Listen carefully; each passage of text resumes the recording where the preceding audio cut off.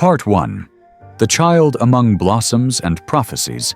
Before he was called the Buddha, before his teachings lit up a civilization, he was just a child, a newborn soul entering the world, crying his first breath amid warm winds and falling flowers in Lumbini.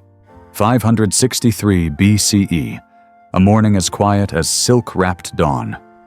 In a sacred grove where sky met earth, Queen Maya of the Shakya clan, in the throes of labor, leaned gently against a sala tree and gave birth to a baby boy.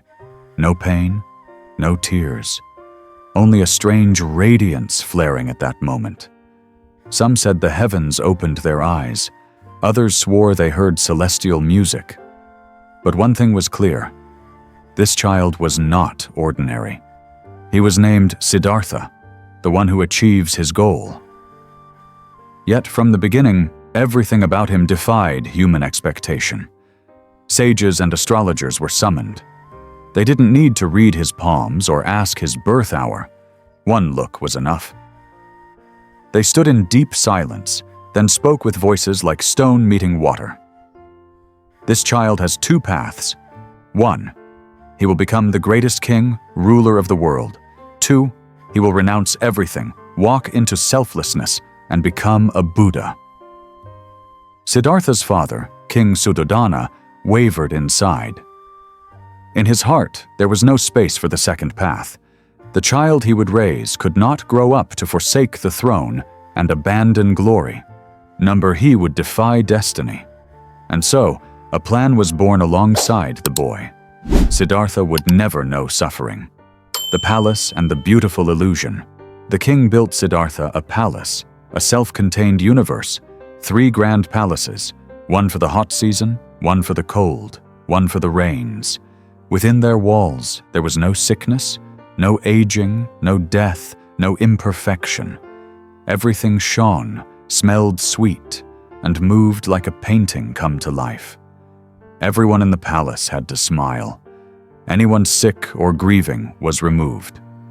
Siddhartha lived in a dream, taught by the best teachers, entertained by the finest musicians, surrounded by comforts beyond imagination.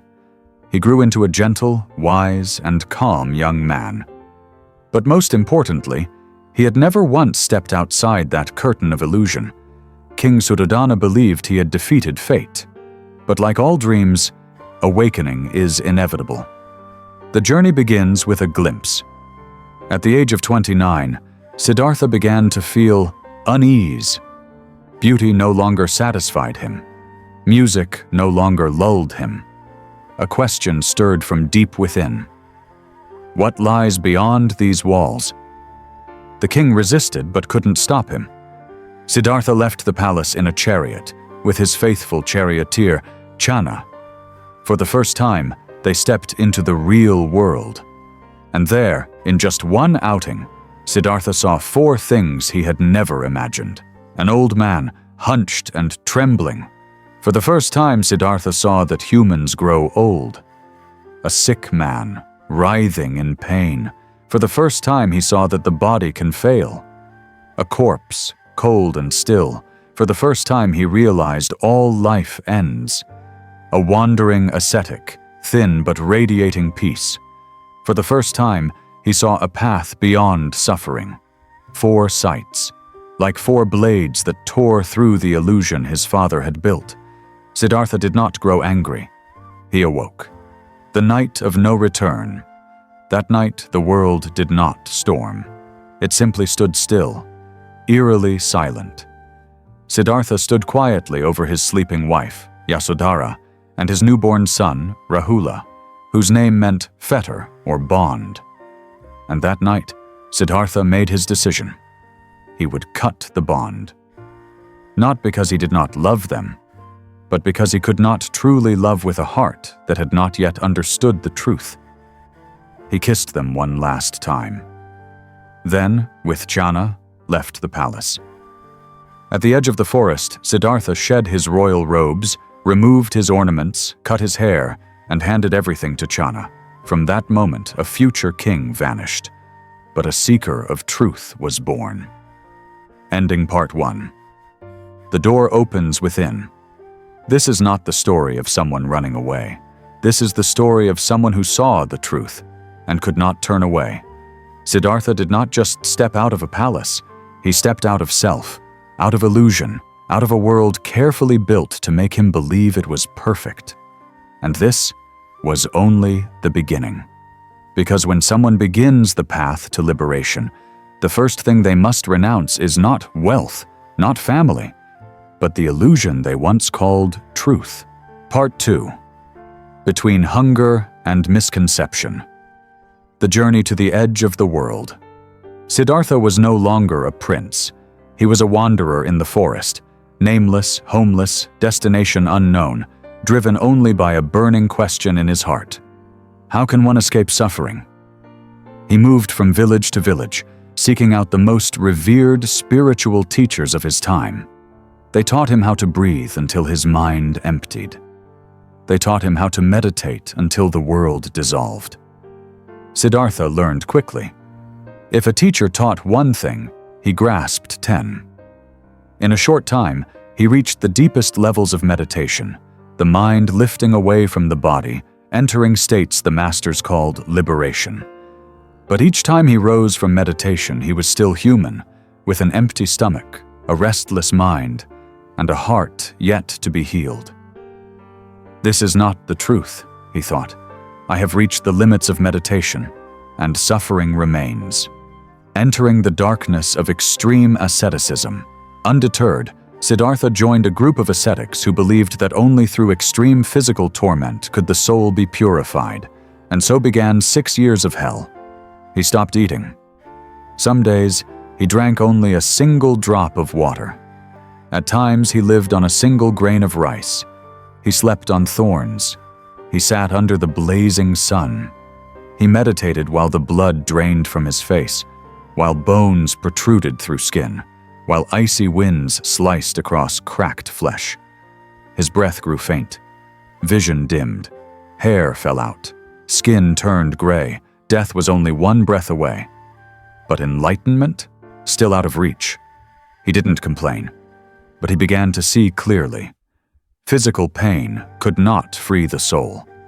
Self-mortification was just the other side of escapism. If indulgence was a trap of pleasure, then torture was a trap of pride, the idea that I must suffer to deserve awakening. One day, Siddhartha collapsed in the forest. Everything went black. He could hear his heartbeat slowing. He thought, perhaps this is death. Recalling a quiet stillness from long ago, in the haze of near death, a memory returned. Siddhartha saw himself as a child, sitting under a rose apple tree during a festival. People bustled about in celebration, but he sat alone, quietly, observing his breath, feeling the wind, the light, the stillness of a body untouched by sorrow. No striving, no force, no indulgence, no resistance, just presence. That moment, simple, unremarkable, carried a purity of peace he had never experienced again. And in the faint glow of that memory, a truth arose. The path is not found in extremes, not in luxury, not in self-denial. It lies in the middle, in balance, in what would later be called the middle way. Milk, a bowl, and a flower's heart. Siddhartha awoke, body trembling, starving to the bone. A village girl named Sujata, mistaking him for a forest spirit, offered him a bowl of sweet, thick milk. He accepted. He did not refuse. For the first time in 6 years, he allowed himself to be nourished. The ascetics who had followed him were outraged. To them, he had betrayed the path. They abandoned him. Siddhartha held no anger. He understood. They were still imprisoned by a mistaken ideal. Bodhi, where the only way out is in Siddhartha, wandered to a place near the Neranjara River, under a great Bodhi tree. There he sat. He did not pray. He did not seek escape. He simply sat and vowed, even if my flesh dissolves and bones crumble, I will not rise from this spot until I see the truth. Not a heroic proclamation. A full surrender. Not to the world, but to himself. He had walked every path others had laid out. Now he would step into his own darkness. No more exits, no more theories, no more borrowed beliefs. Only one question remained. Is there something within me that transcends fear, death, and illusion? Closing part 2. On the threshold of what it means to see. By now, the journey was no longer about moving from one place to another, or one teacher to the next. It had turned inward, from seeking to surrendering. If part 1 was about awakening to reality, then part 2 was about burning down every false path until only one remained, the direct path into the heart of one's own being. And it is there, in the next part, that every illusion will rise to test the stillness of the seeker. Part 3. Under the Stormless Tree. When all illusions burn away.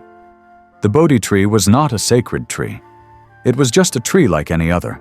Roots in the earth, leaves rustling in the wind, birds perching, ants crawling. But that night, under its canopy, one person sat down and didn't get up again. Not to die. Not to sleep.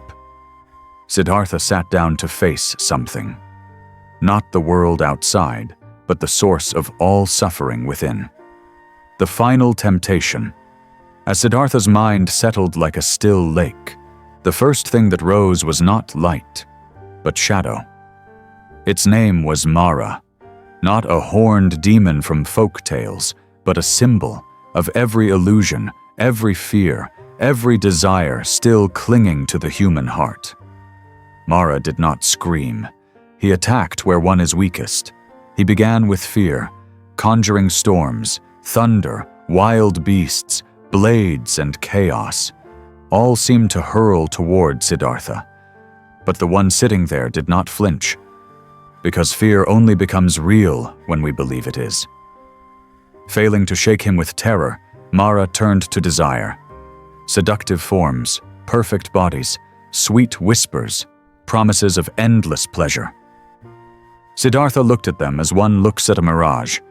Beautiful, but not real. Finally, Mara unleashed his strongest weapon. Doubt. Who are you to claim enlightenment? Do you think you are greater than the countless who've lived and died? What proof do you have that you deserve to sit here? The whole universe fell silent. Wind stopped. Time froze. Siddhartha did not argue. He simply reached down and touched the earth, not to defend himself, but to call the earth to witness. The earth, symbol of truth, of reality, of that which does not lie, was silent, then trembled. A subtle quake, but enough to make Mara vanish.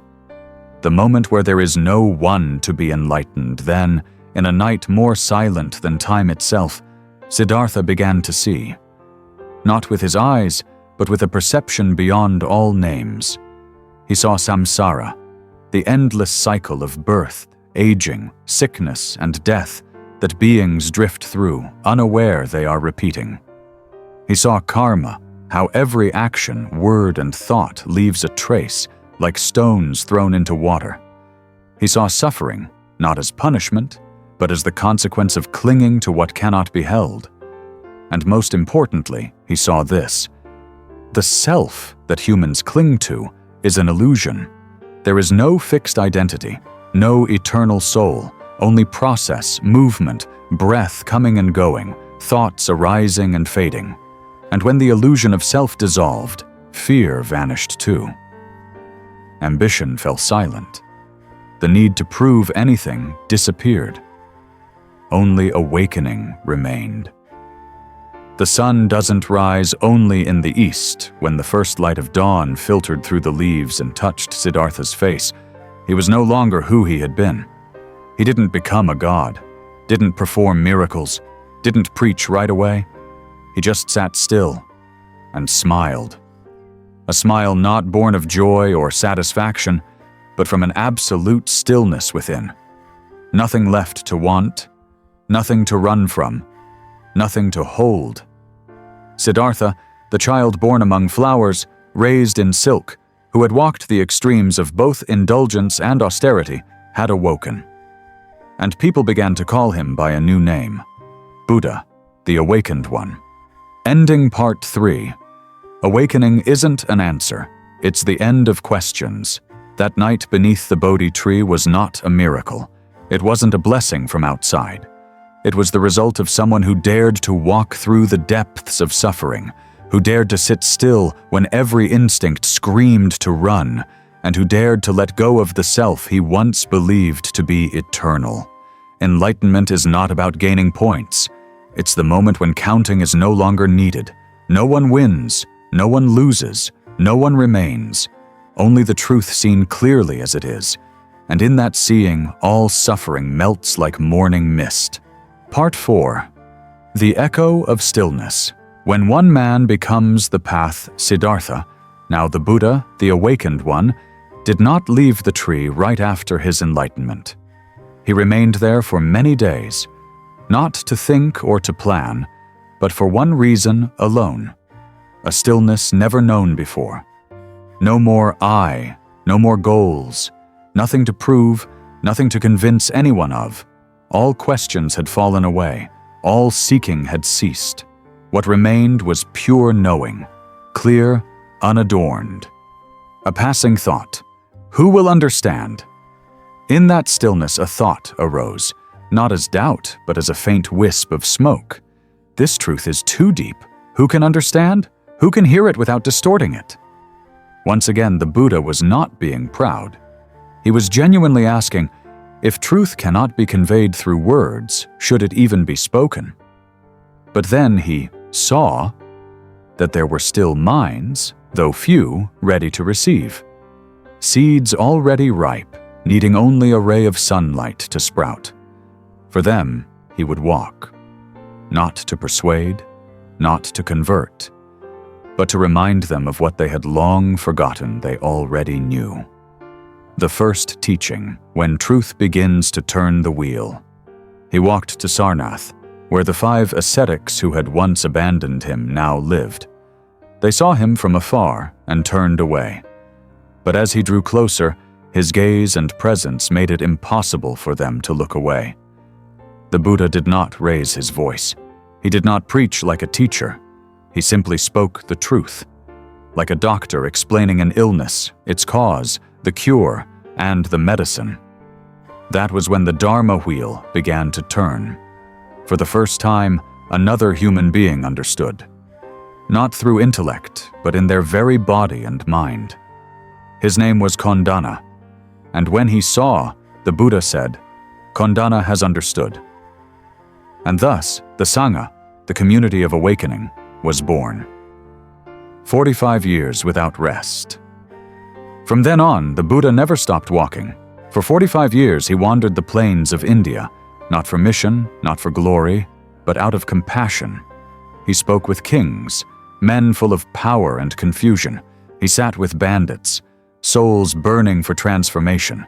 He listened to farmers, widows, prostitutes, soldiers, orphans. He looked down on no one. In the Buddha's eyes, there was no high or low, only sentient beings in pain, and a path that could lead them out, if they were willing to walk it themselves. He didn't ask for belief, only invited people to see for themselves. The quietest revolution in history. He wrote no books, yet his words are remembered thousands of years later. He built no temples, yet his heart became a refuge for millions. In a society divided by caste, the Buddha allowed servants, sex workers, repentant killers, and even women to ordain, study, and attain enlightenment. That was not just tolerance, it was a spiritual revolution. He did not found a religion. He awakened the awareness already present in every human being, regardless of gender, status, or origin. The final days, light as a falling leaf. At the age of 80, after a lifetime of walking, the Buddha accepted a humble meal from a blacksmith named Kunda. After that meal, his strength waned. His disciples worried, but the Buddha remained serene. All conditioned things are impermanent. Strive on with diligence. Those were his final words. He lay between two blooming sala trees, using his body one last time to teach. Even an enlightened one does not escape death, but he is not bound by it. He departed without a sound, like wind passing over a lake and dissolving into the sky. The last breath, and how light spread. When the Buddha passed into parinirvana, he left behind no palaces, no idols, no dogma. But the light in his silence began to spread, like fire catching dry grass. From 5 disciples to 500, from 500 to tens of thousands. From India to Sri Lanka, Myanmar, Tibet, China, Japan, and eventually the West. His ideas of non-self, compassion, the middle way, and mindfulness went on to shape philosophy, meditation, modern psychology, mindful living art, medicine, and neuroscience. The Buddha, who never claimed divinity, has become a global symbol of inner freedom. In closing part 4, awakening is still breathing within us. The story of the Buddha did not end with his death. Because he brought no dogma, he awakened a potential, and that potential still breathes within each of us. You may live in Saigon, Hanoi, New York, or Tokyo, but if you pause, listen to your breath, release your clinging, and look honestly within, then you are walking the same path. No need for names, no need for rituals, only the sincerity to see what is here. And that is enough.